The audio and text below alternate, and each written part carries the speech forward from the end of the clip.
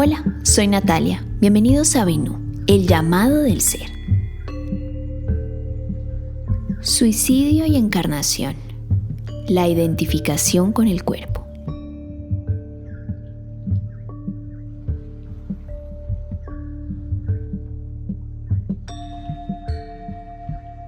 Este es un tema muy complejo y que socialmente tiene muchos tabúes.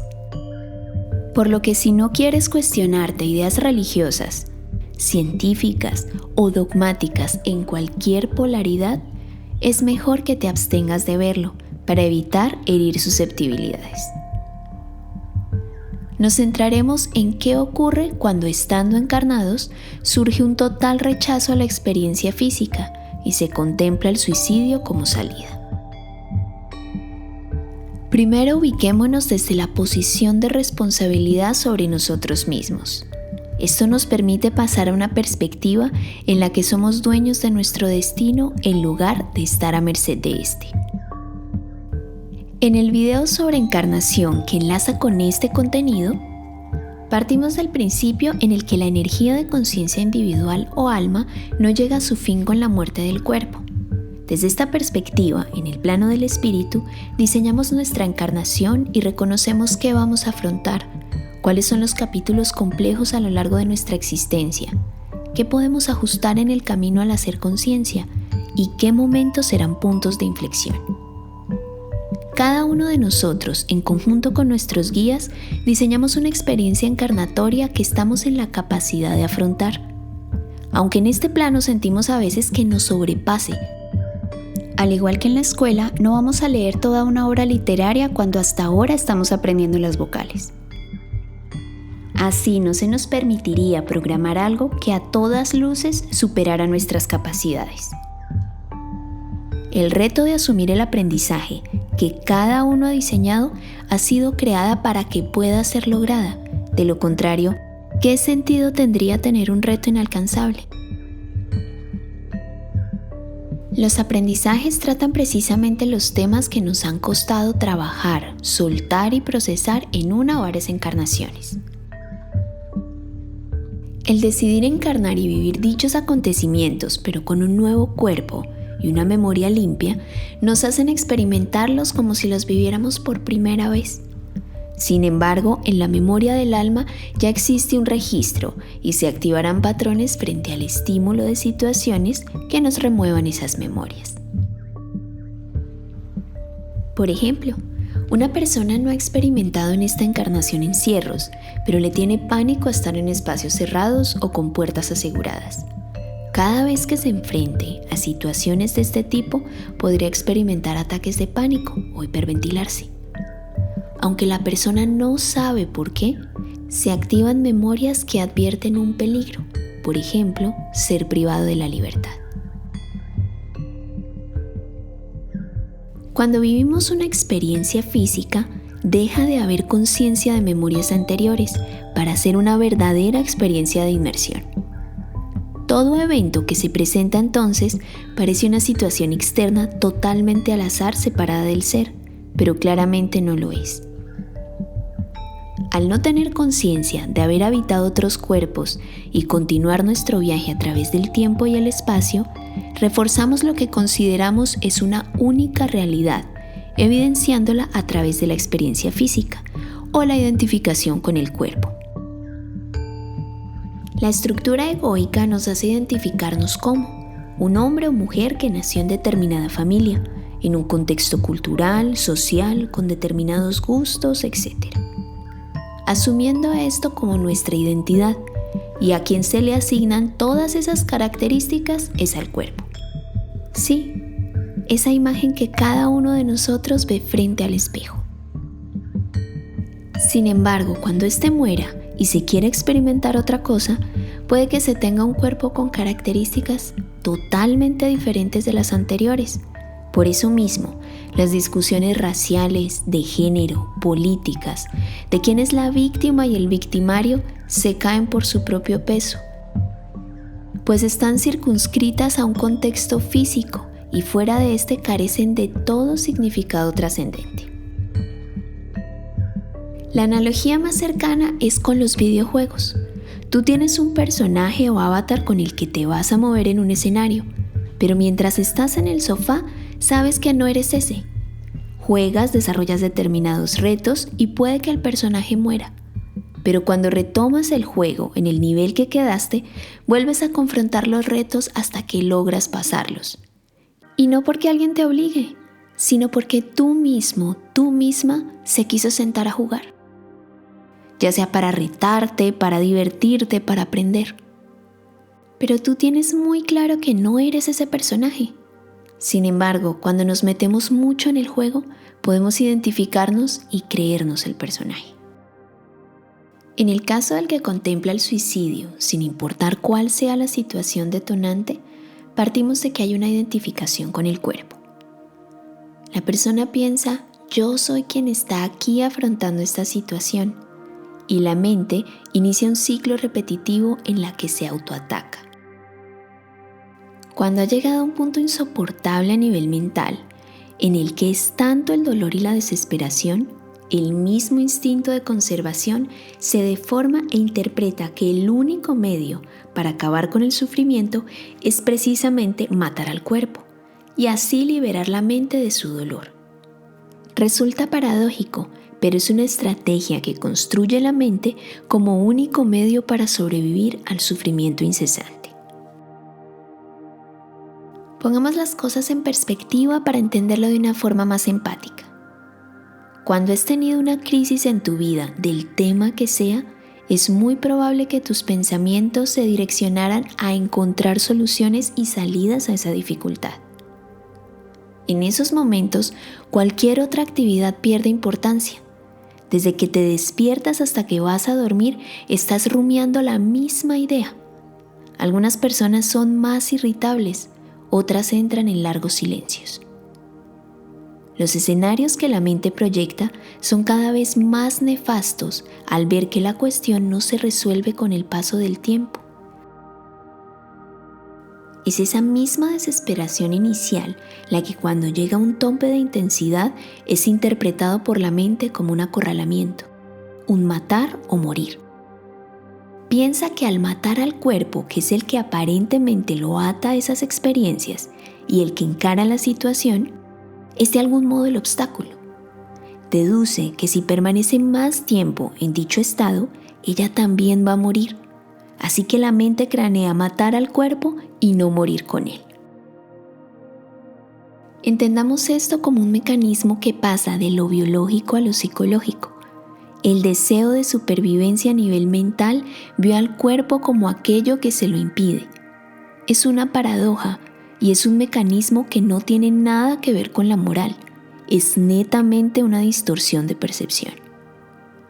Por eso a veces, en algunos casos, el que está determinado a suicidarse es percibido por los que están a su alrededor como si en apariencia estuviera estable, porque después de un periodo de depresión, desesperación o angustia, entra en lo que parecería un estado de tranquilidad, en la aparente calma que proporciona el creer haber encontrado una solución, un escape último y definitivo.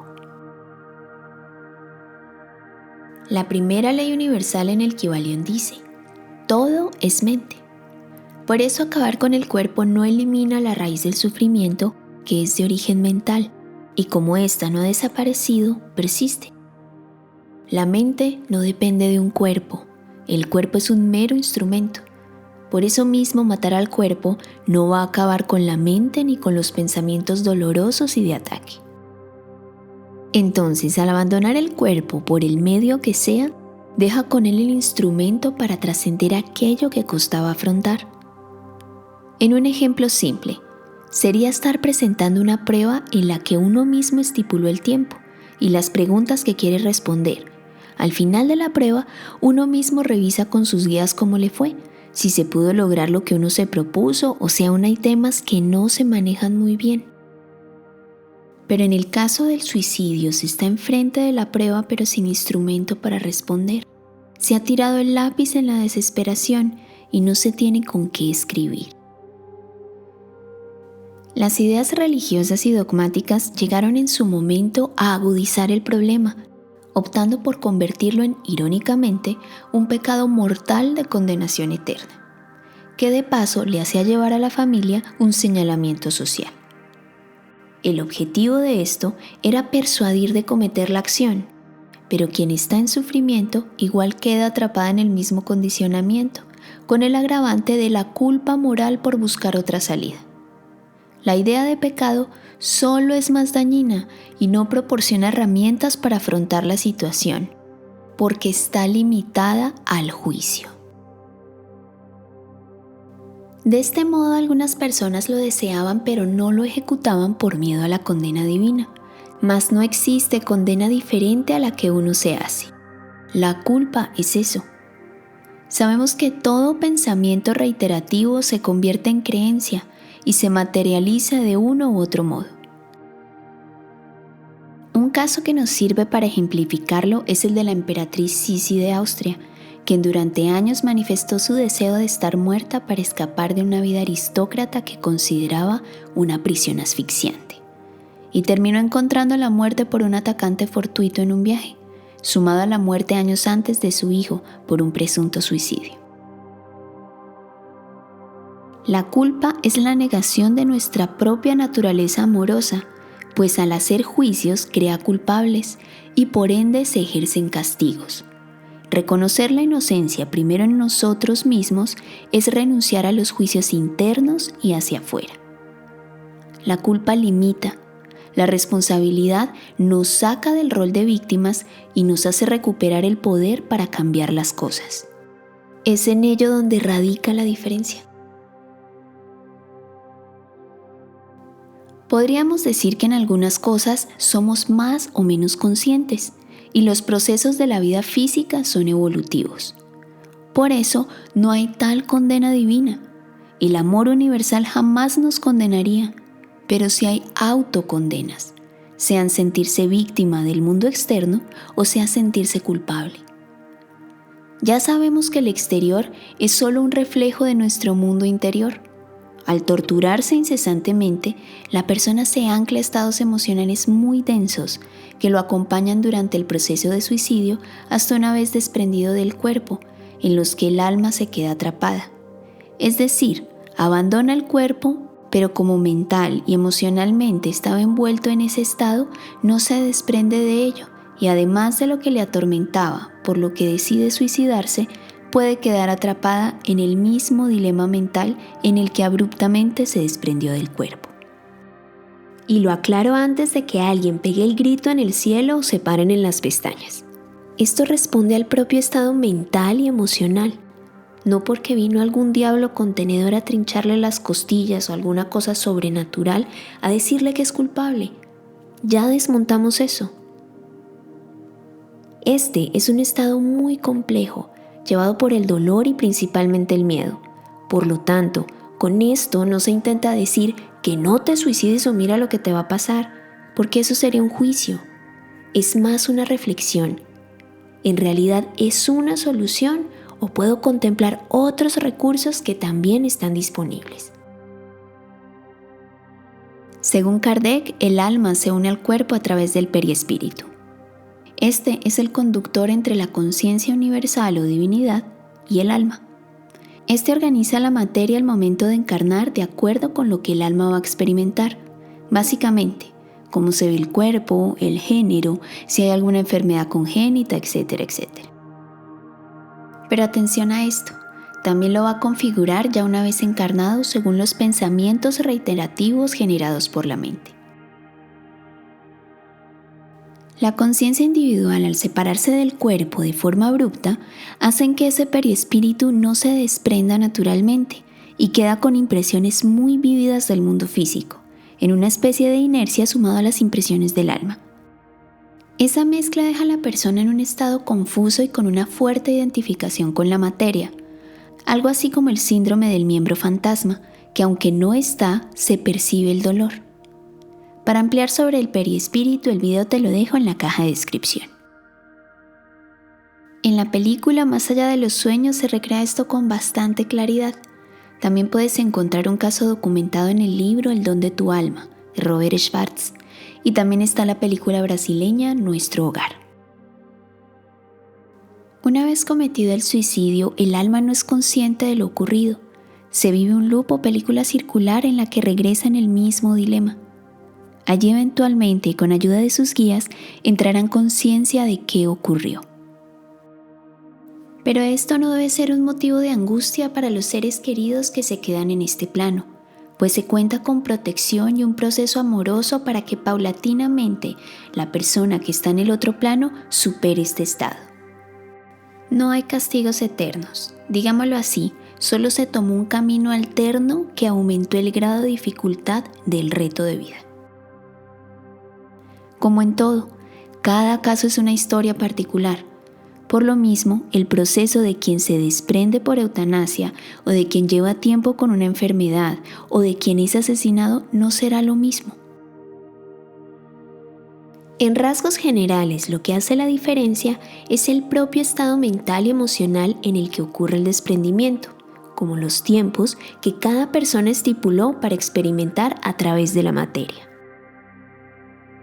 Por otra parte, el creer que lo importante es el mundo espiritual, pero que el cuerpo carece de valor, sería desconocerlo totalmente.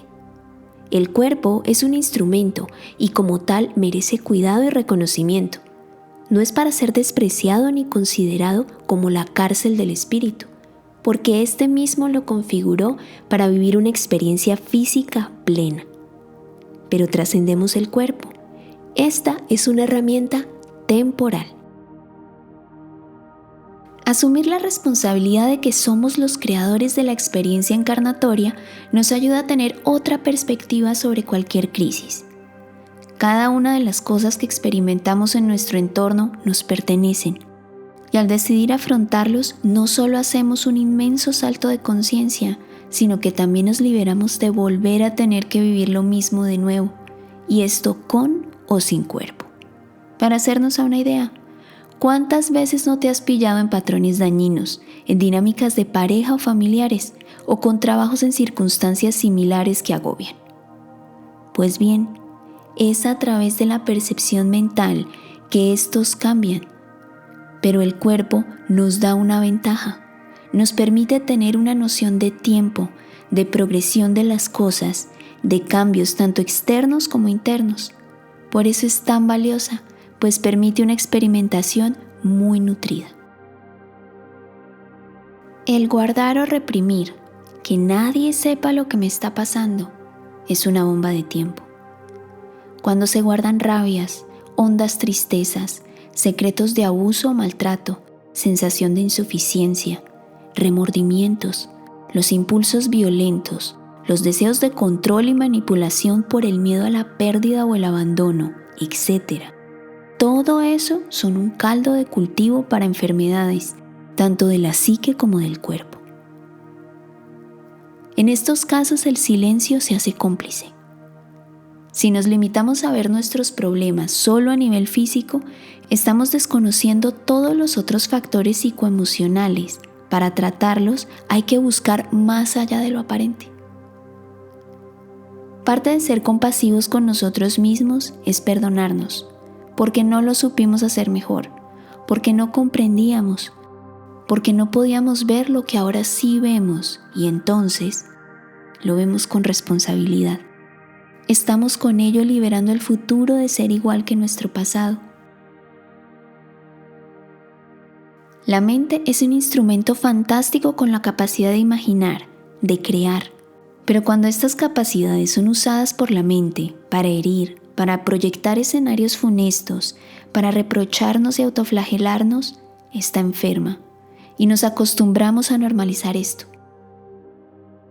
Culturalmente no se ha prestado la suficiente atención a la salud mental, porque el sistema mismo se lucra con las insatisfacciones de las personas.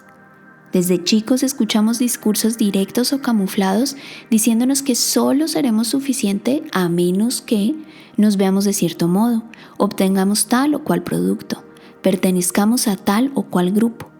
Y por otra parte, promueve adormecer síntomas o manifestaciones de dolor físico y emocional a través de la gratificación instantánea, principalmente en redes. Fármacos, drogas legales o ilegales, para no escuchar la voz interna, usando el cuerpo y el mundo material como aparente forma de evidencia que es eso lo que nos hace valiosos. Por eso es tan importante que cuidemos de nuestra salud mental y emocional. Así como limpiamos nuestra casa y sacamos la basura, igual de importante es ir limpiando nuestros pensamientos, ir soltando, porque cuando llegan aquellos retos de aprendizaje ineludibles, los llamados puntos de quiebre, saldrá a flote todos esos pensamientos ya podridos por estar tanto tiempo guardados. Hoy en día contamos con herramientas a las que podemos acceder y con las que antes no se contaba, desde la psicología y el apoyo terapéutico hasta cosas menos evidentes como requerir de estudios del funcionamiento de la bioquímica corporal. La expresión corporal, sea artística o deportiva, como medios catárticos, y la práctica de la meditación no es una cuestión de moda de la nueva era. Son conocimientos casi tan antiguos como la humanidad misma y hacen parte del manual de funcionamiento y mantenimiento de este mecanismo mental y físico tan extraordinario. Para finalizar, quiero que te quedes con un mensaje, sea para ti o si conoces a alguien que esté pasando por esto. Si has tenido estos pensamientos recurrentes, sé consciente que eso no eres tú. Que tu mente está actuando en contra tuya porque te está atacando. Y sé consciente también de que la mayoría de la humanidad se autoflagela. Y solo si por un instante ves esto desde afuera, notarás que no eres ni el cuerpo que habitas ni la mente castigadora que te está hiriendo. Hay guías espirituales que te acompañan de manera permanente y no te juzgan, sin que tengas que estar afiliado a alguna religión. La espiritualidad es una forma personal de encontrar paz. La ayuda estará disponible siempre que quieras tomarla, ya sea a través de personas, información, lugares que te serán de apoyo para que puedas pasar este tramo del camino. Si por otra parte alguien ha llegado a ti y lamentablemente decidió suicidarse, busca también ayuda terapéutica para ver desde la compasión lo ocurrido, sobre todo hacia ti misma, hacia ti mismo, por lo que creas pudiste haber hecho para cambiar las cosas. La culpa solo bloquea. Somos infinitamente amados, infinitamente resguardados y jamás perdemos a las personas que amamos. Desde nuestra comprensión de las cosas, tomamos diferentes rutas, pero el amor jamás desaparece. Encontrar tu paz ayudará a otros a conectar con la suya. La encarnación en este plano es tan solo un instante en la eternidad, y el amor siempre nos encuentra. La curación de la mente a través de una percepción sana de nosotros mismos es parte de la curación de la mente colectiva. Me alegra que has llegado hasta el final del video. Hasta la próxima.